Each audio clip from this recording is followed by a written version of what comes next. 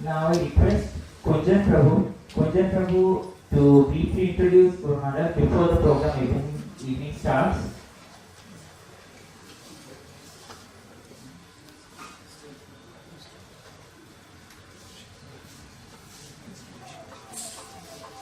Kunjan Prabhu is a pass out of IIT Bhubaneswar. He is now working in a multinational company in Bangalore.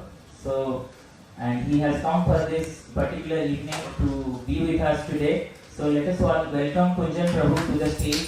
He will be having a short presentation on Srila Prabhupada and His Holiness Bhakti Charu Swami Maharaj.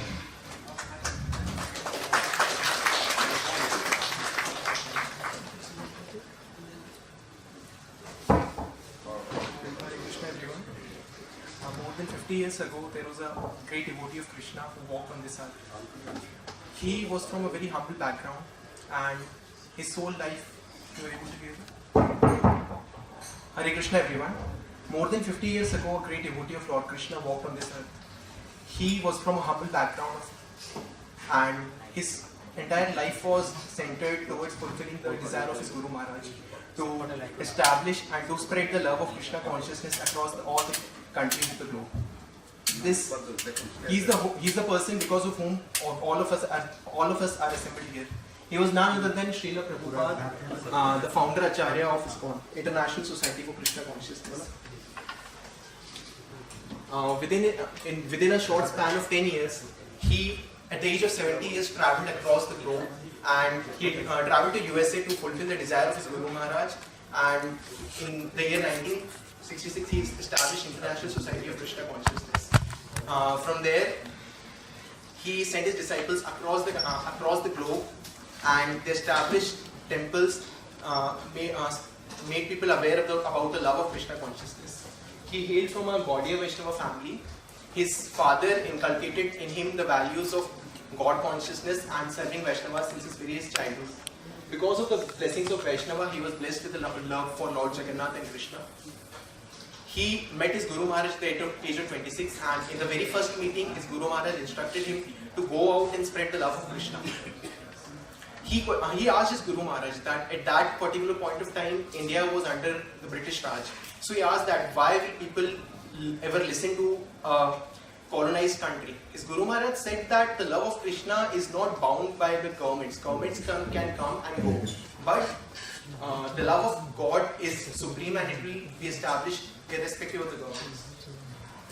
It was because of this visionary leader that ISKCON has come to these great heights.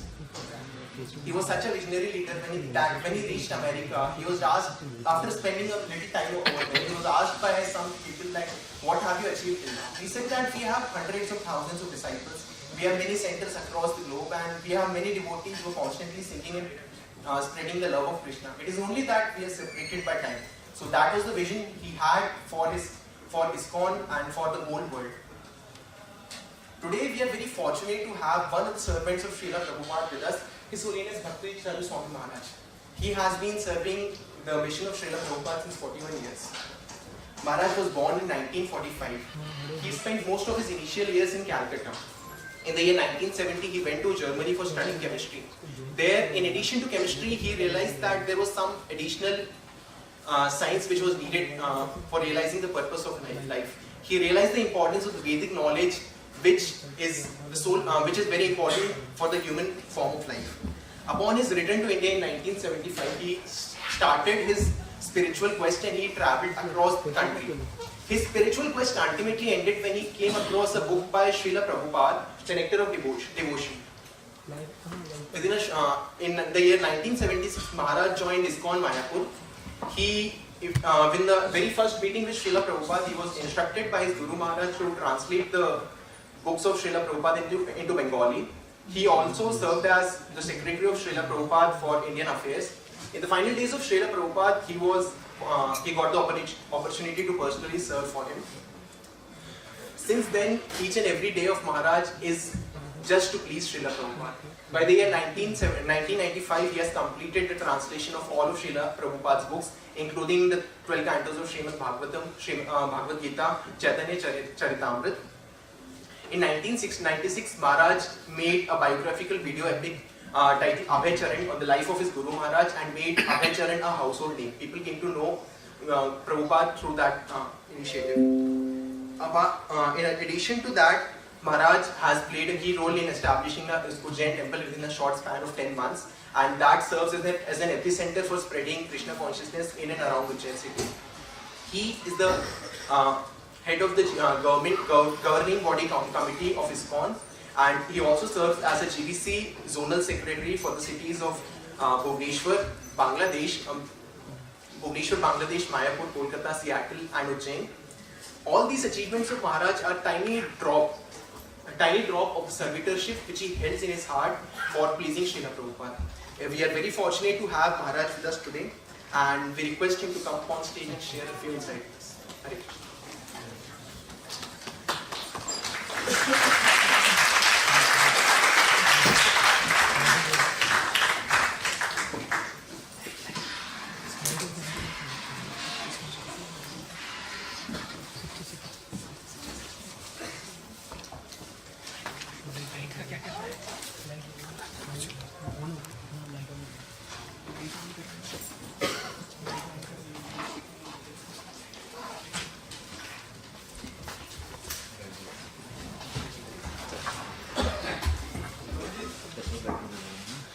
Now request His Holiness Bhakti Swami Maharaja to kindly enlighten us and by his sweet words and with his sweet kirtan. And we, as all of us know, the topic of the evening is to lead towards the actual goal.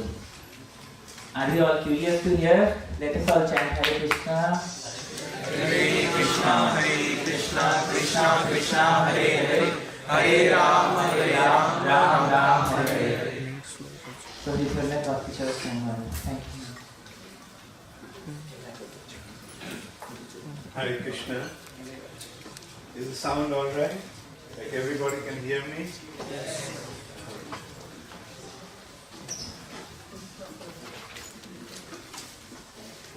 How many of you are aware of Srila Prabhupada and his life? Please raise your hands. And okay, so most of you know. And it was very nice that you saw. What's your name? I forgot. Kunja. Yeah. You came all the way from Bangalore just for the program.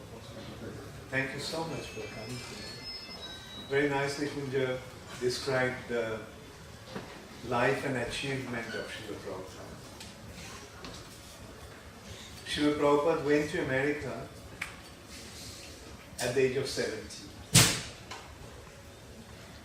He went in a cargo ship,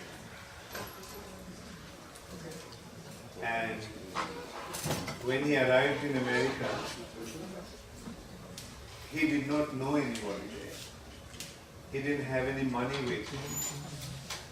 He didn't even know where he was going to stay, even what he was going to eat. Because in countries like America those days, vegetarian food was practically unheard of.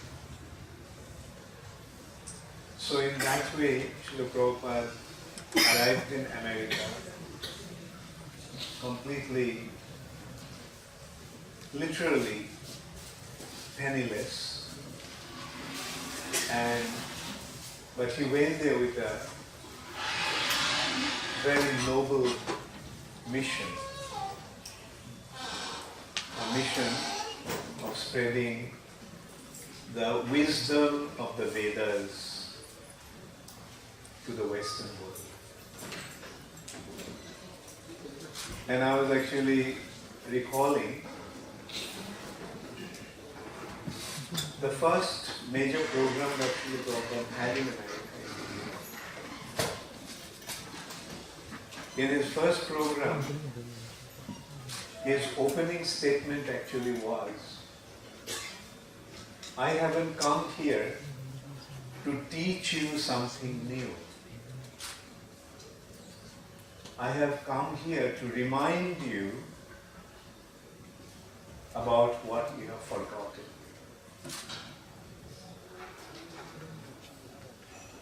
Prabhupada went to the West to enlighten the West with the informations about the spiritual reality and about the information about the Supreme Personality of God.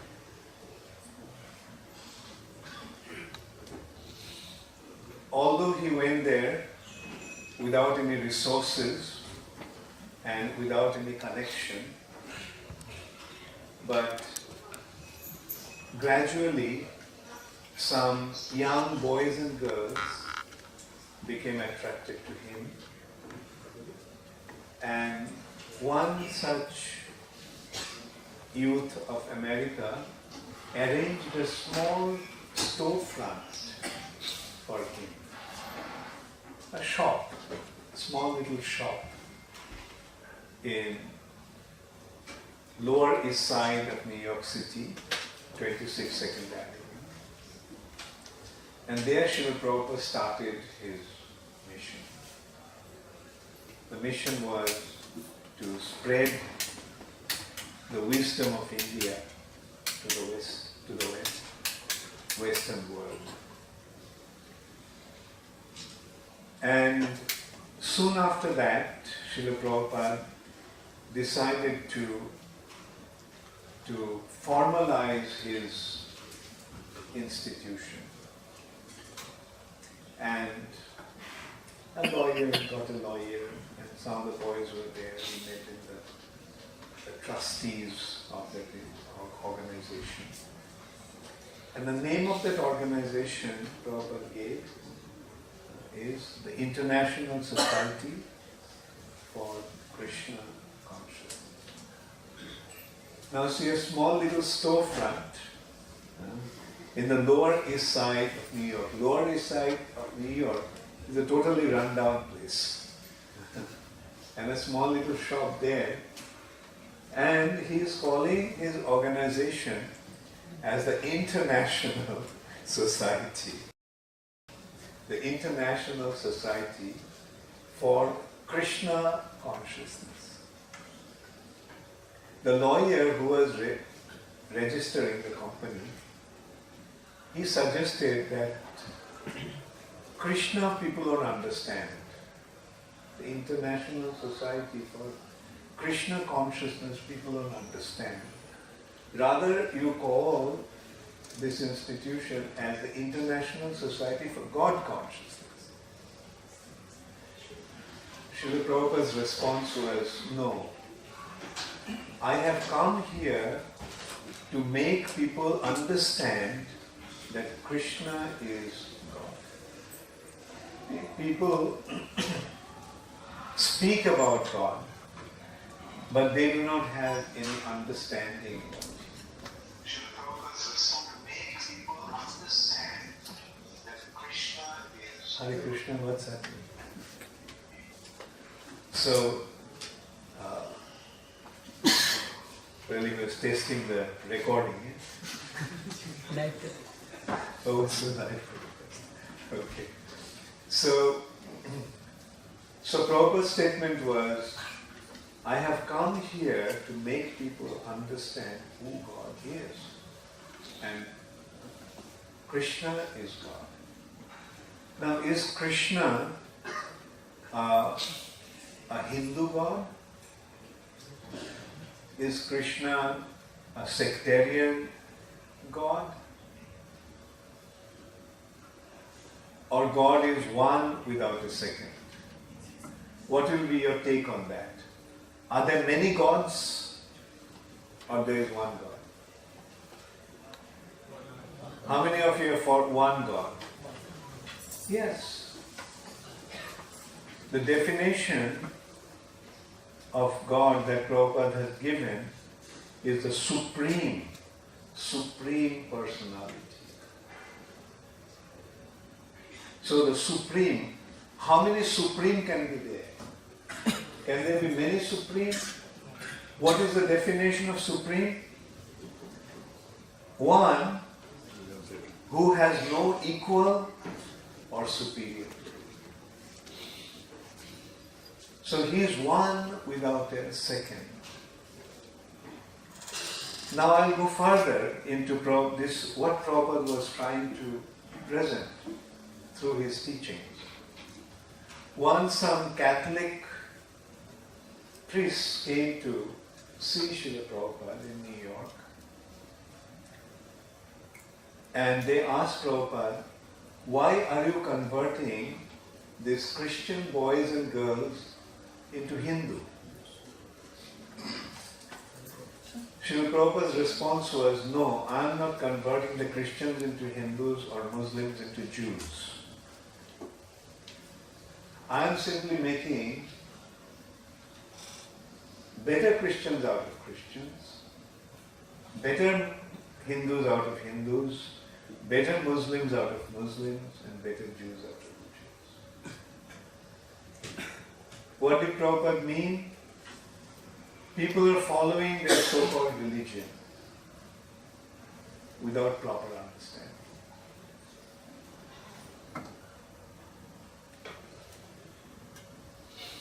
Hindus, Muslims, Christian, Jews, they all are actually worshipping the same God, same personality. But they are not recognized as identity. The names may be different due to the language, due to the cultural or geographical consideration. But the identity of the personality is the supreme, and he is one without a second.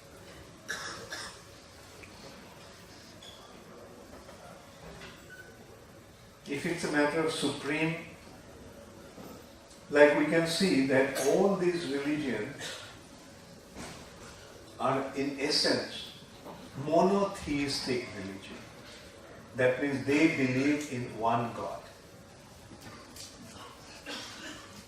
And that's, so if they all are believing in one God, then what's the difference? What's the difference? Only the difference is in name. The same personality is being identified as Allah or Jehovah or God the Father or Bhagwan. Only the difference is in language. But the indication is the same. One without a second, Supreme Personality.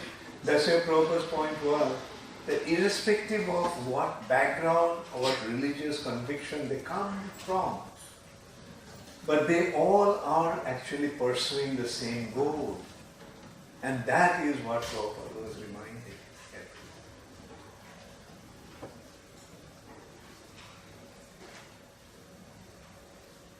And that is how he enlightened everyone, and as a result of that, the intelligent class of people from all over the world are responding. Today, actually recently, Narendra Modi appreciated the activities of ISKCON. He mentioned that ISKCON is one organization that is promoting the Hindu culture all over the world. And here Hindu culture actually means the wisdom of the Vedas. The wisdom of the spiritual reality which is beyond our sense perception. The knowledge that we acquire from through our senses is the knowledge of this world. The world that we can see, that we can feel, that we can touch, that we can smell. But these informations are of another reality which is beyond our sense perception. Therefore, in Sanskrit, it is called adhokshaja. Akshaja means born of the senses, product of the senses. Aksha means the senses. And jaw means produced or born. Now this information about the spiritual world is beyond our sense perception. So how can we get the knowledge about something that is beyond our sense perception? The only way that knowledge comes from that world.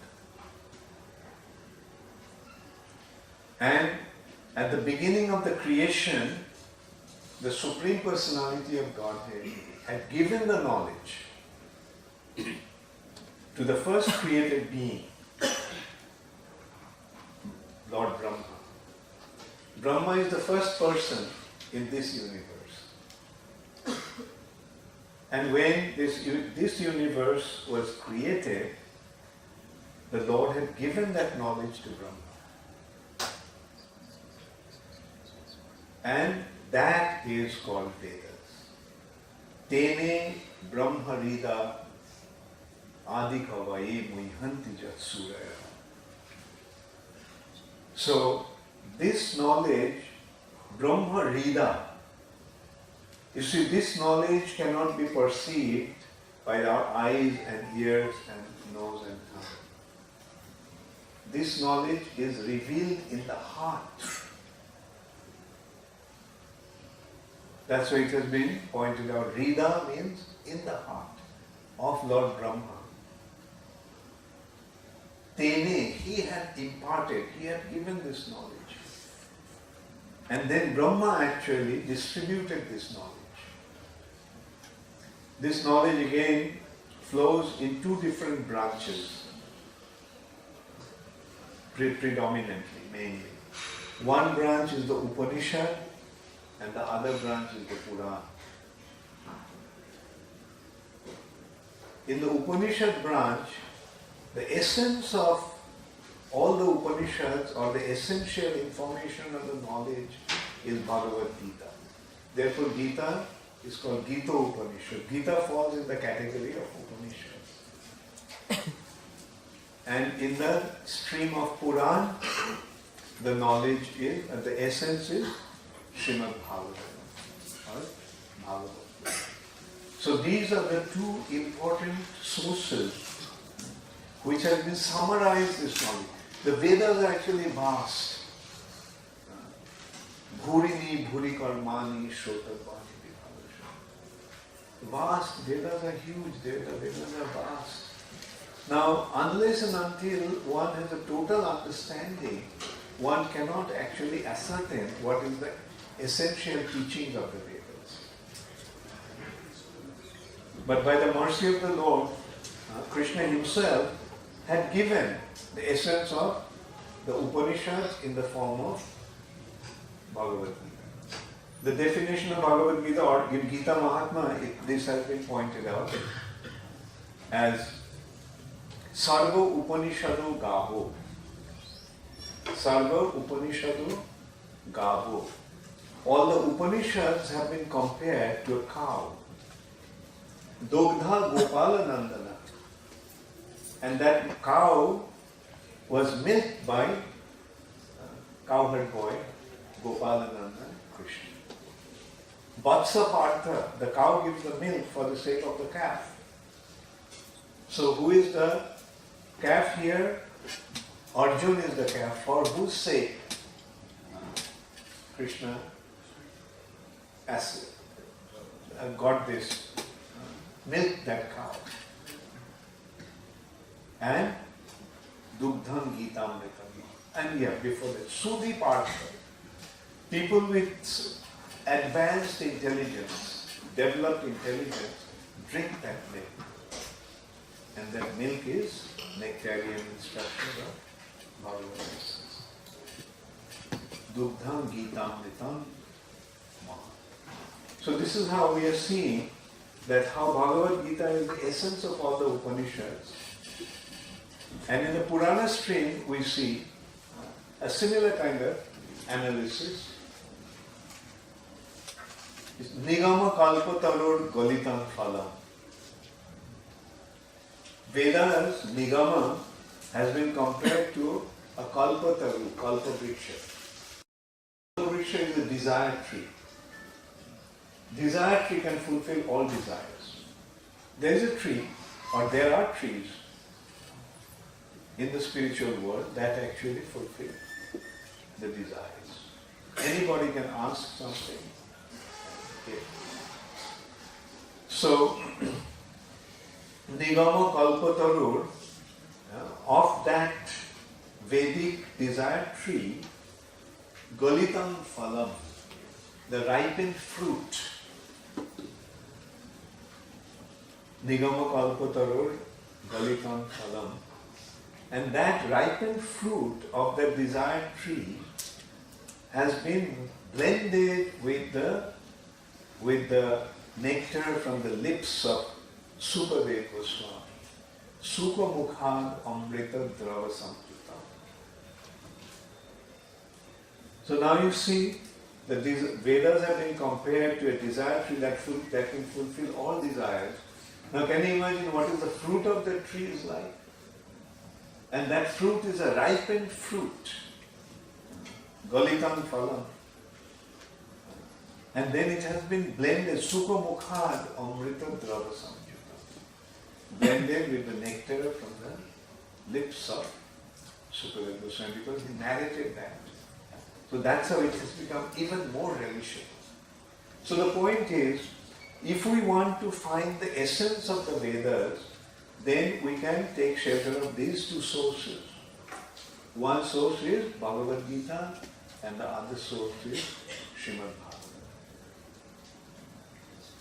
Now, Srila Prabhupada actually imparted the knowledge that he has given in the form of principally these two scriptures, Bhagavad Gita and Srimad Bhagavatam.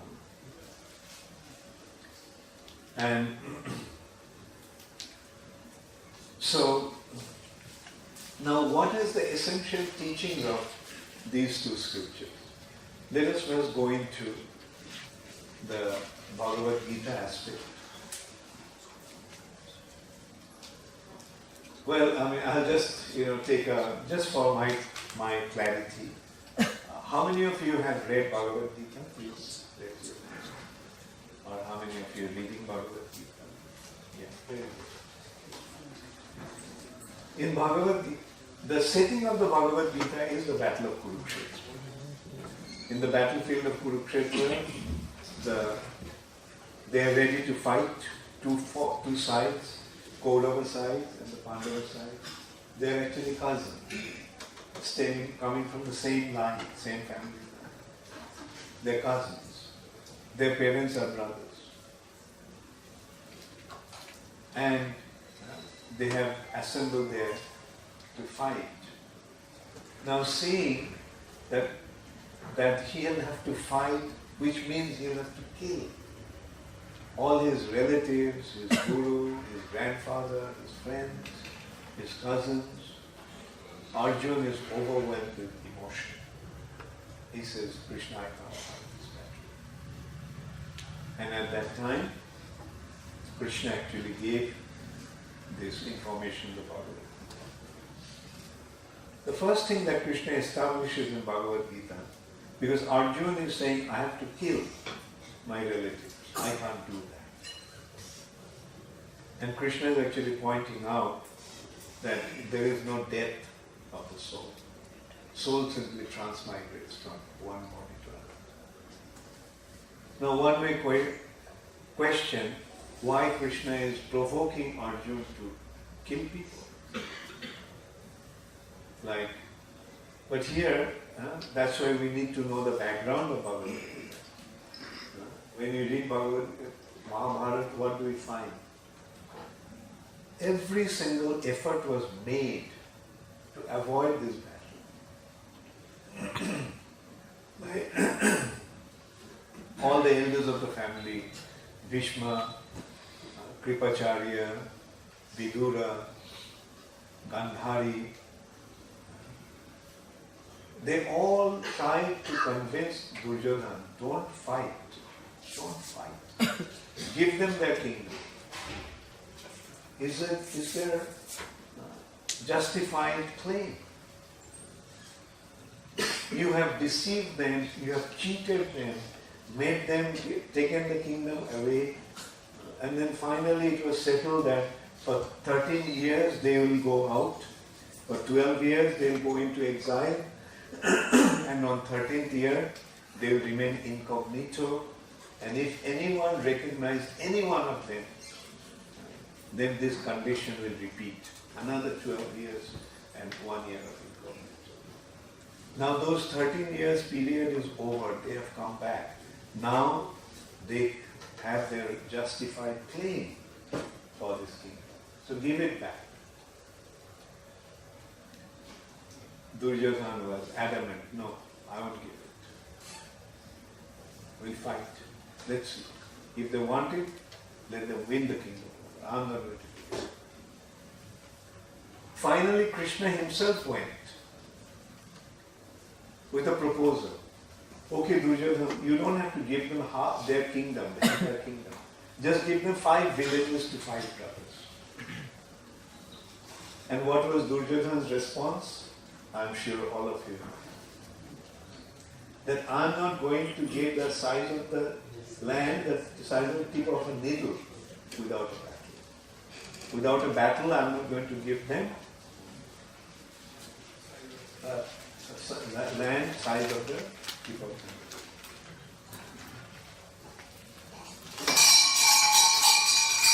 Haribol, maybe you can stop that. It's kind of distracting.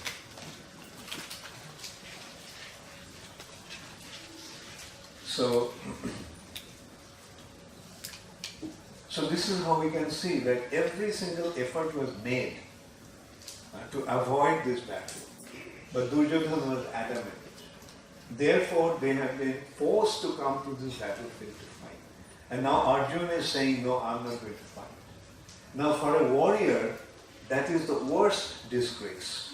If he comes to the battlefield and retreats, people will think that he's a coward.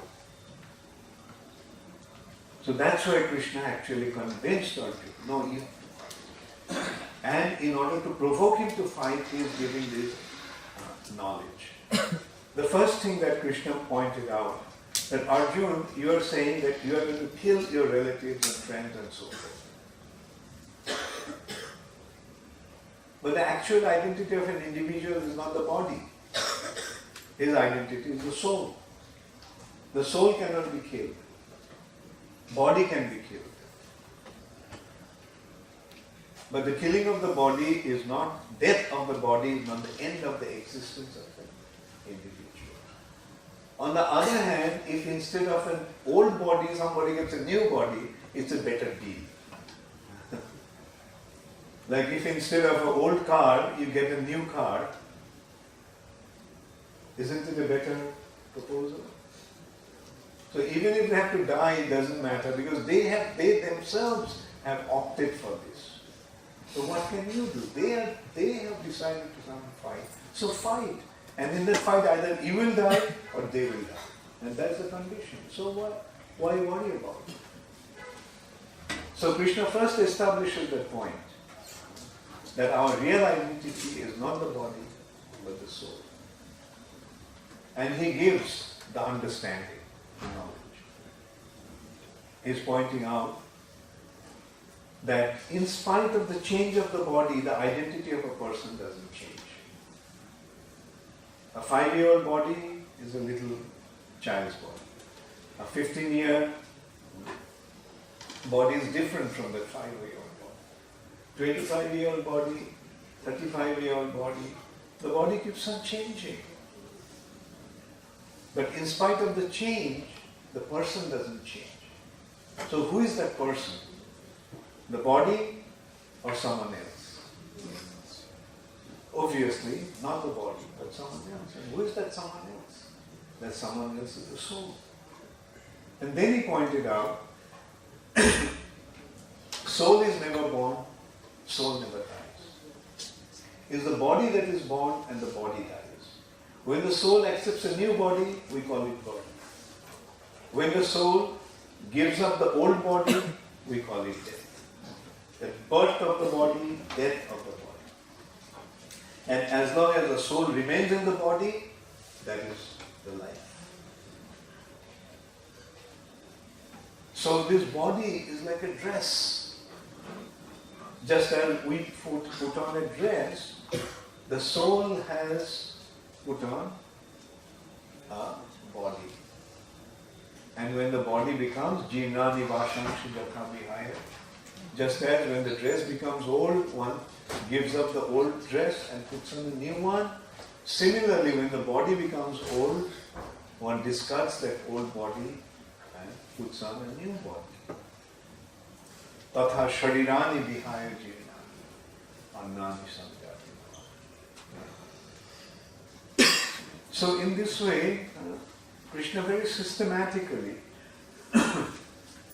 imparts this knowledge about the spiritual identity of us. And then he points out that we are spiritual beings and we came from another world. There are two worlds, material world and spiritual world. This material world is a world of matter, and the spiritual world is world of the spiritual identity, spiritual being. And what is the nature of the spiritual being? Satchidanand. Sat, eternal. Chit, full of consciousness. Anand, full of joy, full of bliss. That in that world, everything is eternal. Meaning, in that world, there is no beginning and there is no end. Everything in that world is without any beginning and without any end. Everything from that world is full of consciousness. So much, so conscious that when we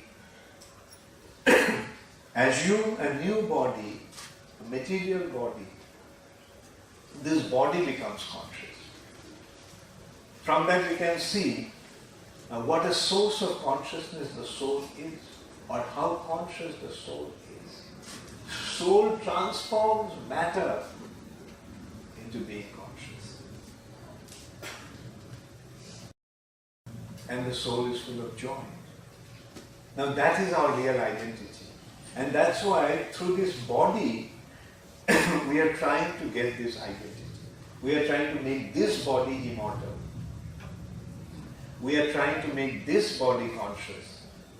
We are trying to make this body joyful. Never happens. No matter how hard we try, this body will never become immortal.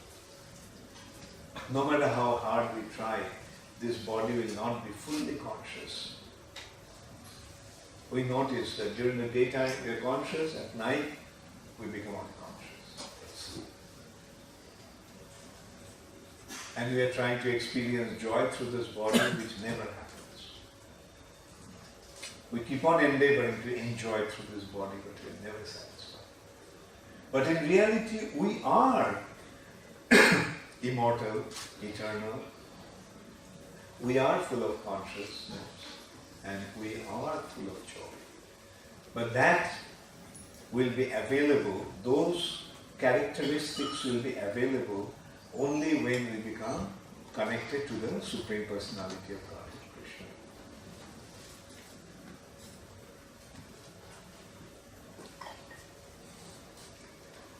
So that is the real goal, and we all have that responsibility to lead others, guide others. Those who don't have information about that goal, we have to take up the responsibility to guide them towards that goal. And those who do that, they become the real leaders of the society. So at this point, I will invite some questions. If you all have any, please feel free to ask on this topic. Or if you want, you can write down also. Yes, please. Krishna in the world, and Krishna the one Supreme Soul, we are considered. Yes. Right.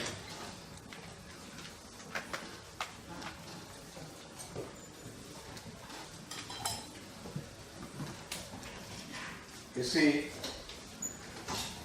the Supreme Personality of Godhead, Krishna, from time to time, he comes to this material.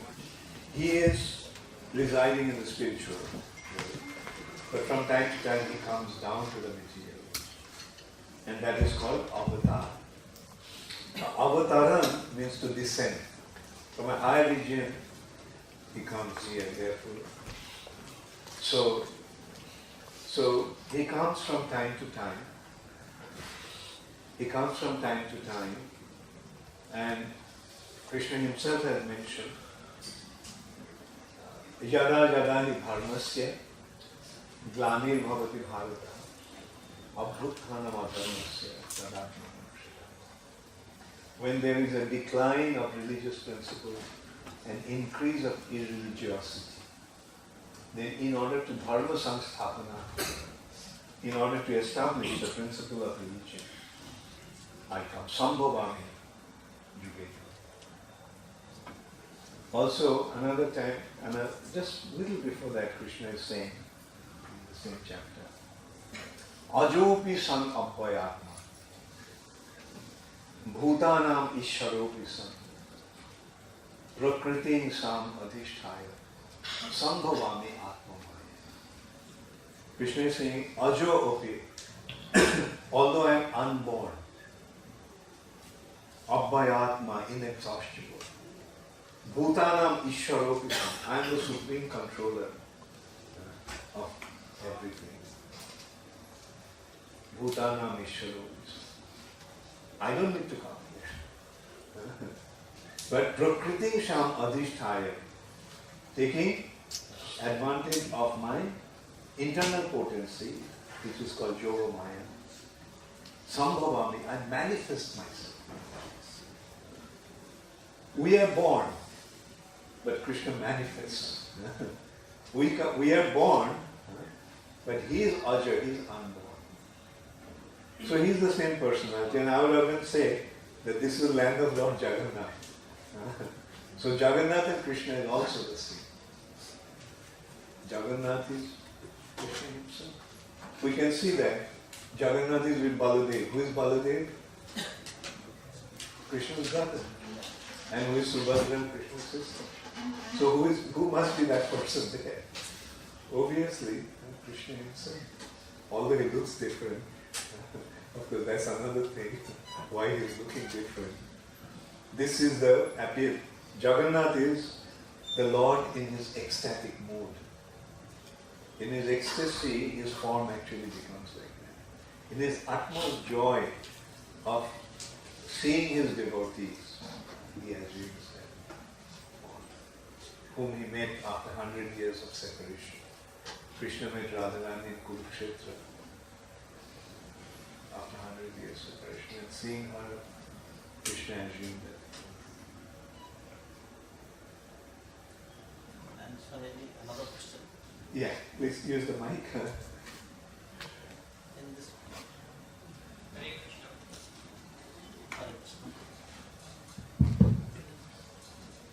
Hare Krishna. Yeah. Swamiji, in this Mahamantra, Hare Krishna, Krishna Krishna, Hare Hare, Hare Rama, Rama Rama, Hare Hare. And that this Mahamantra tells about the name of God only, or it indicates something else. Is there any inherent meaning? Yeah. These are obviously the names of the Lord. We can see Hare in vocative, in Sanskrit. The declination has different, there's 7 declination, and then vocative, addressing. Like Hari in address becomes Hari. Hara in address becomes Hari. So either way, the Lord is Hari because he steals away our suffering condition. So that is the identity of the Lord. So we are addressing Hari or Hara. Hara is Srimati Radharani. In address, Hara. So Hari, Krishna. Now Krishna in vocative also is Krishna. And and Rama. Rama can also indicate Lord Ramchandra, or it can indicate Ramate iti Rama. Radha, Raman, Rama. So, so this is how it is all indicating the names of the Lord. But this presenting these names of the Lord is forming a prayer. That prayer is, O all attractive. Krishna means all attractive. O all attractive Supreme Lord, please deliver me from this suffering condition that I am in, and allow me to be engaged in your loving devotional service. So that is the prayer that Hare Krishna Mahamantra stands for.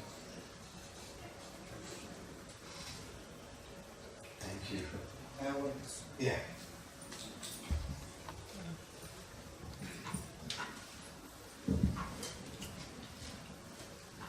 Swamiji, a lot of people have the opinion, if you want success and prosperity in this life, serve other gods. And if you want peace and prosperity in next life, serve Krishna. So what is your opinion? Because everybody does not know what is next life. They are worried about this life only. So please give some light on this. Yeah, I don't know where this point is coming from, or where Not many good. where it's coming from. Anyway, I was just pointing. But the thing is, the advantage of serving Krishna is you enjoy this life, and you enjoy your life next life, and life after life. And it is true, like if you serve other gods, meaning if you serve devtas, like say for example, Ganesh gives success, Siddhidata, Ganeshaya Namah. Like, like Indra gives rain, Pavan gives, appropriate wind and so forth. They are giving material prosperity. Their jurisdiction is only the material world. Whereas, when you serve Krishna, then you enjoy the material nature. Why? Because all these demigods, all these devtas are subservient to Krishna.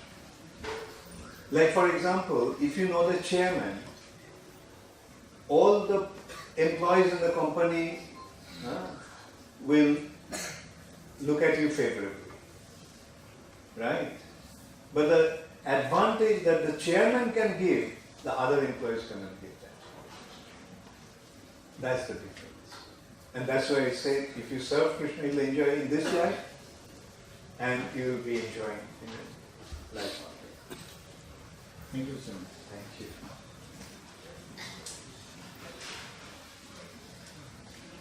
Yes, there's a question there. Hare Krishna. Maybe you can come forward so that I can see it.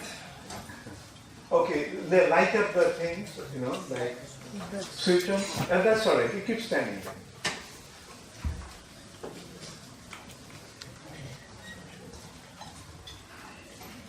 Hare Krishna, Guruji.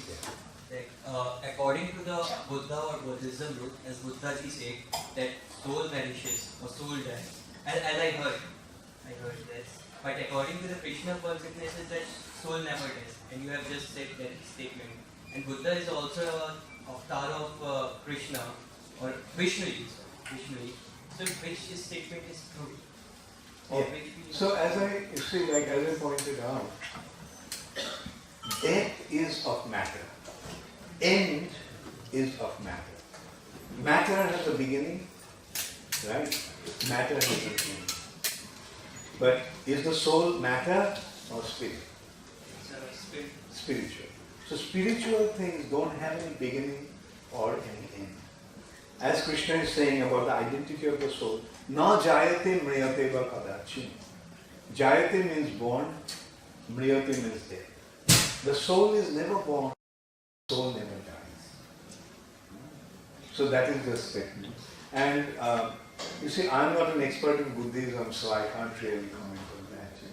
I don't know, but I doubt if the Buddha said that. He is talking about emancipation, nirvana, that to achieve the ultimate end of the soul. Thank you very much. I want to ask two questions. Yeah. First one is that in the Mahabharata it is mentioned that Lord Parsuram was also there and Lord Krishna was also there. So how God can be existing two forms in one time? Okay, very good. Very good. You see, what to speak of Parasuram and Krishna, two identities. You know, the Supreme Personality of Godhead as the Super Soul is present in everyone's heart. So you can consider how many expansions he can manifest, right? So there is no, you see all these different incarnations of avatar, they are all eternally existing. And that is his inconceivable potency. Inconceivable potency means that we cannot comprehend, we cannot understand how is it possible. But that's why he is the Supreme Lord, Supreme Personality of God. He can do things that we cannot do. And that's why he is God and we are what we are. Right? What's your second question? Second question was that Lord Shiva and Lord Vishnu are different or the same? Very good question. Very good question. Lord Shiva is an expansion of Krishna or Vishnu. You see, the Lord does, okay, this material nature is his inferior energy. Right? The Lord Krishna has two different energies, two different natures. One is superior nature, which is the spiritual world, and the other is the inferior nature, which is this material nature. This is called para-prakriti and apara-prakriti, inferior nature, separated energy. Now, because it is a separated energy of the Lord, therefore he doesn't directly deal with it. If he deals with it directly, then this will become his internal energy, right? Not separated, right? So in order to deal with this material nature, he transforms himself into Lord Shiva.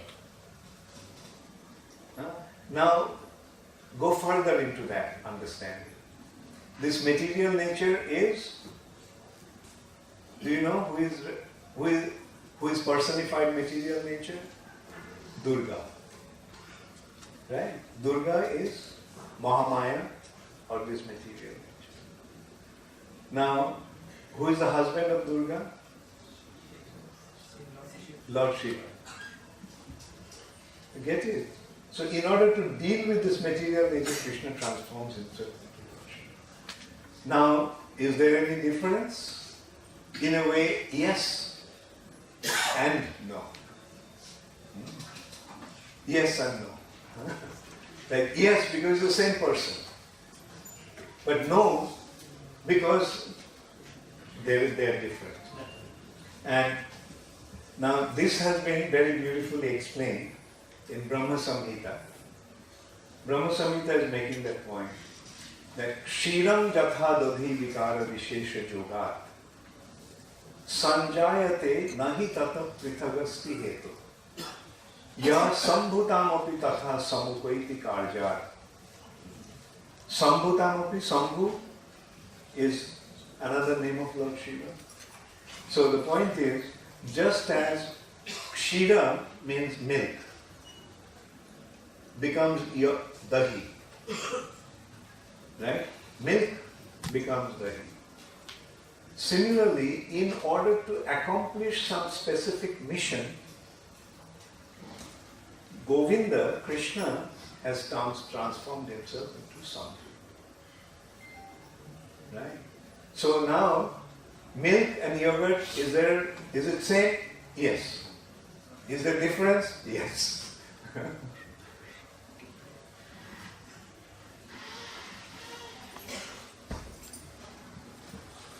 Guruji Pranam.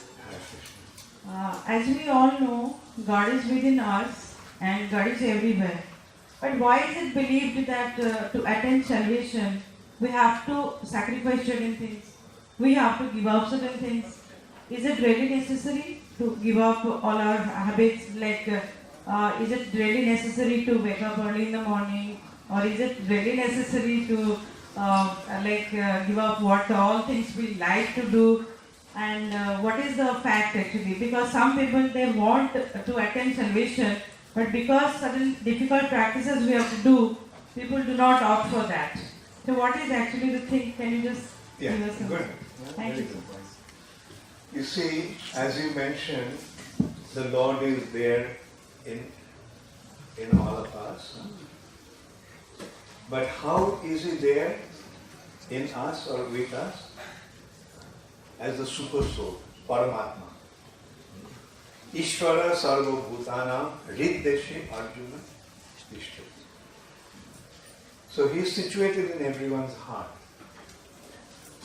But we are not aware of Him. Now, is it necessary to develop our relationship with Him? Now, if you want to develop your relationship with Him, then you have to make some effort. Maybe you have to get up a little early in the morning and so forth. But the thing is ultimately, I will say that if you don't want to get up early in the morning, it doesn't matter. Right? What really involves or what really is important about developing the relationship with Him is love. So what we have to develop is a love for Him. When we develop a love for Him, then our relationship will be established, and through that, establishing that relationship, we will become aware of our spiritual identity. Right? Now you consider, say, Arjun has a relationship with Krishna. Now, don't we immediately see how much love Arjun has for Krishna? Kunti Devi has, how much love Kunti had, how much love Draupadi had. Now, it is that love that really matters. Not, as you were saying, negation of different things. That is not the ultimate goal. The ultimate goal actually is to develop. My question is it really difficult? The path of salvation is difficult, or is there any easy way to get salvation? Okay, I'll put it in a simple way. Yeah. If the achievement of salvation is through love, is it difficult to love somebody? It's as simple as that. Right? You can achieve your salvation or the ultimate perfection of your existence simply by developing a love for Krishna. Thank you so much.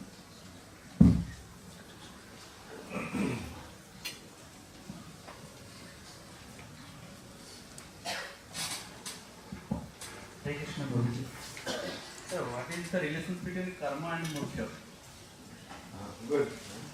Karma literally means action. But when you say karma in this way, it actually means not only action, but subsequent reaction. As you act, accordingly you get the result. As you sow, so shall you reap. Right? So, you see, when we act in this world, it generates reactions. And we become entangled with that. And that's why we have to stay here. We have been acting and we are liable to reaction, so we have to be here. Now, moksha means freedom from this bondage of this material. Right? Now, is it clear, like the difference between what is karma and what is moksha? Moksha means liberation. Liberation means freedom from this bondage. And the bondage that is caused by our karmic reactions. Right? Now the question is, how do we get the moksha? When we act, but the actions doesn't generate reaction. Okay? Actually, without acting, nobody can stay. Krishna is telling in Bhagavad Gita, Nahi kaschit ksanamopi jatu tishtati aparmakru. One can, without action, one cannot be there even for a second, even for a moment. We cannot, without acting, we can't exist even for a moment. That means we have to act all the time. We may say, okay, I'm sleeping, I'm not acting. Okay, I may not be acting in such a gross way, but my heart is pumping blood, my stomach is digesting food. So all this is going on even though I am asleep, right? So, nahi kaschit kshanam api, for a moment, or kaschit kshanam api, a moment, jatu tishtati. One cannot exist tishtati without action.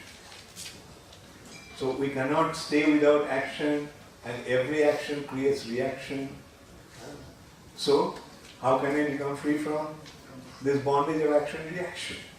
Yes, the answer is, when you say, for example, a soldier goes to fight a battle and he kills many enemies. When he comes back, the king rewards him. And the same person kills one person and the same king punishes him. Right? He killed so many people, the king rewarded him, and now he killed one person and the king is punishing him. Why? Because when he was acting on behalf of the king,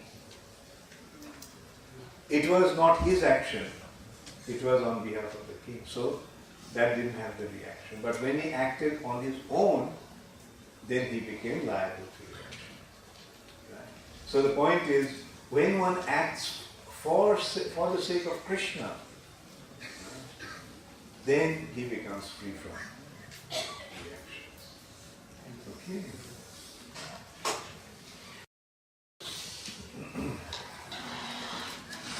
Did Krishna ever say that karma is done? Did Krishna ever say that karma is done? Karma is done. The right kind of karma is dharma. See, first of all, the word dharma means the inherent characteristic of a substance. Right? Like, are you familiar with the concept dharma of water? You, right? You, which language do you speak? Hindi and English. पानी का धर्म है ना, होता है ना? पानी का धर्म होता है. पानी का धर्म है is liquidity. Right? So dharma in essence means the inherent characteristic of a substance. Like water, the inherent characteristic of water is liquidity. The inherent characteristic of fire is heat and light. So similarly, the soul is a substance, and the dharma of the soul is what we actually talk about, dharma. And that is to serve the Lord. Just as I mentioned, we have to act, but those actions should be for the sake of the Lord. And when we serve the Lord, that becomes the real karma. So that way, as you say, karma can be dharma, provided it is performed in a proper way. Thank you. So maybe at this point we can have a little kirtan and end the program. So I just mentioned, like, Hare Krishna Mahamantra. It is actually a prayer to the Lord, praying that He delivers us from our suffering condition and allows us to become engaged in His loving service, loving devotion. So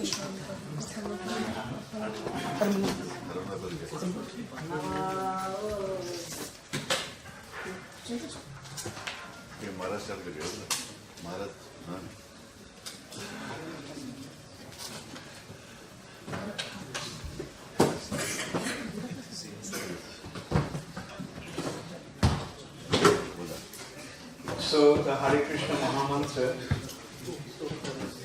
is Hare Krishna, Krishna Krishna, Hare Hare, Hare Rama, Rama Rama,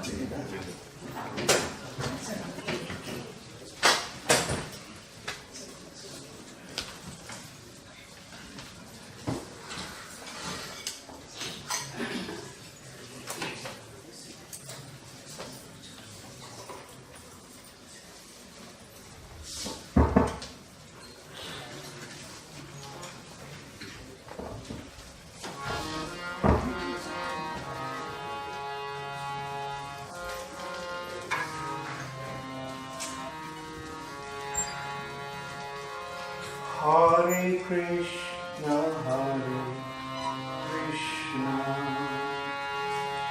Krishna Krishna, Hare Hare Rama, Rama Rama Rama,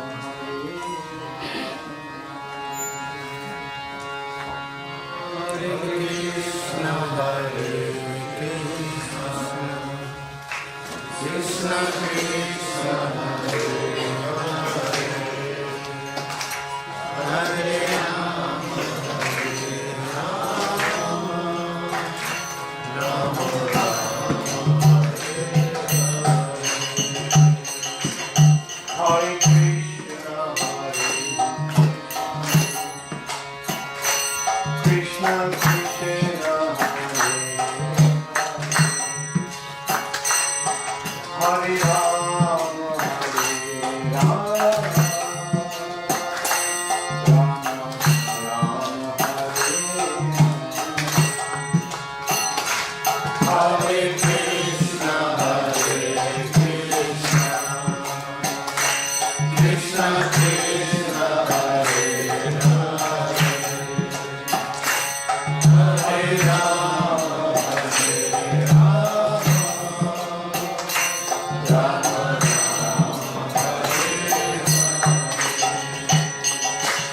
Hare Krishna, Krishna Krishna, Hare Rama